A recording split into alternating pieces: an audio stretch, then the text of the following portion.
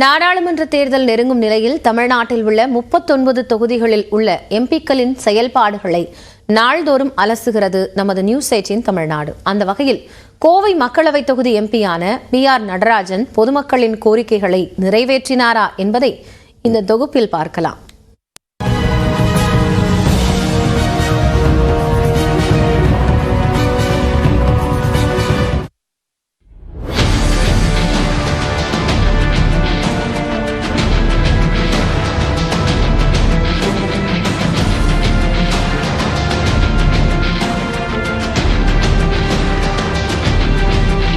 தென்னிந்தியாவின் மான்செஸ்டர், தமிழ்நாட்டின் தொழில்முகம் என்ற அடையாளங்களுடன் இருக்கும் மாவட்டம் கோயம்புத்தூர்.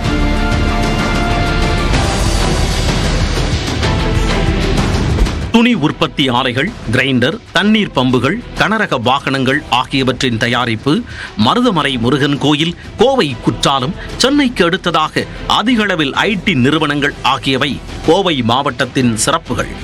தமிழ்நாட்டின் 20வது மக்களவை தொகுதியாக உள்ள கோவையில் பல்லடம், சூலூர், கவுண்டம்பாளையம், கோயம்புத்தூர் வடக்கு, கோயம்புத்தூர் தெற்கு, சிங்காநல்லூர் ஆகிய 6 சட்டமன்ற தொகுதிகள் உள்ளன. இங்கு 1957ஆம் ஆண்டு முதல் 2019ஆம் ஆண்டு வரை 17 முறை நடைபெற்ற மக்களவைத் தேர்தலில் அதிக முறை, அதாவது 5 முறை வென்ற கட்சி காங்கிரஸ் தான். இந்த கட்சியைச் சேர்ந்த குப்புசாமி அதிகபட்சமாக 3 முறை MP-யாக இருந்துள்ளார். கடந்த தேர்தலில் மார்க்சிஸ்ட் கம்யூனிஸ்ட், பாஜக, மக்கள் நீதி மய்யம், நாம் தமிழர் உள்ளிட்ட கட்சிகள் போட்டியிட்ட நிலையில் சுமார் 45% வாக்குகளை பெற்று வெற்றி பெற்றார் மார்க்சிஸ்ட் வேட்பாளர் PR நடராஜன்.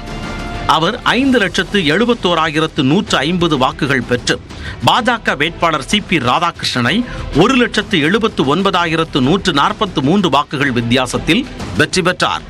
மக்களவையில் நடைபெற்ற 15 விவாதங்களில் பங்கேற்றுள்ளதோடு இதுவரை 257 கேள்விகளையும் எழுப்பியுள்ளார்.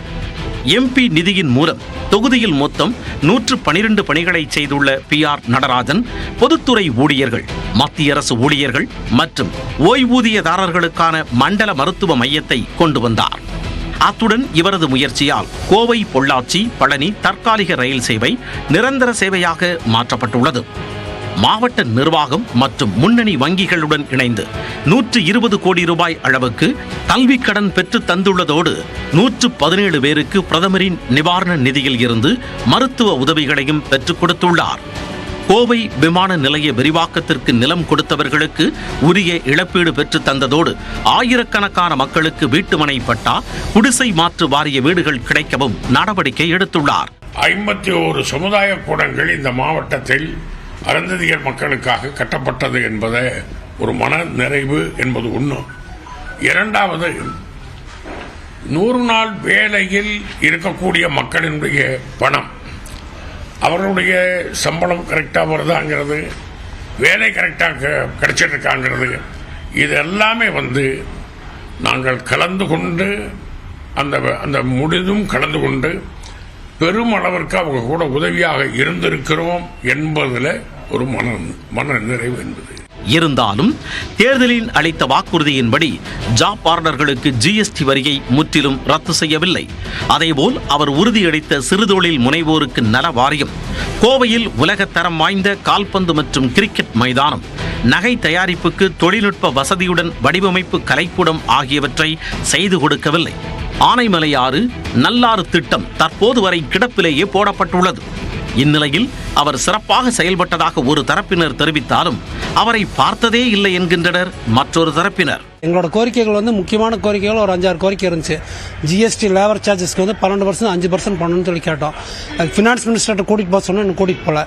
இது மாதிரி சிறு குறு தொழில்களுக்கான தேவைகள் ரொம்ப அதிகம் இருக்குது.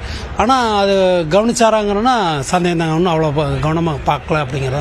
நிறைய கோரிக்கை வச்சோம், மேம்பாலம் கோரிக்கைகள் வச்சோம், அதே மாதிரி ரயில்வே கோரிக்கைகளை வச்சோம். ஒவ்வொரு பணிகள் அவர் மும்முரமாக கோவை மக்களுக்கு நல்லது செஞ்சிட்ருக்காரு. கிராமப்புறங்கள் உள்ளடக்கிய இந்த தலித் சமூக மக்களுக்கு அவர்களுடைய வறுமை நிலையை மனசில் கொண்டு அப்பப்போ சில விஷயங்களை மத்திய அரசிடமிருந்து போராடி வாங்கி சில சமூக கூடங்கள், இன்னும் சொல்ல போனால் சில மத்திய அரசின் சலுகைகள் அவர் போராடி வாங்கி கொடுத்துருக்கிறாரு.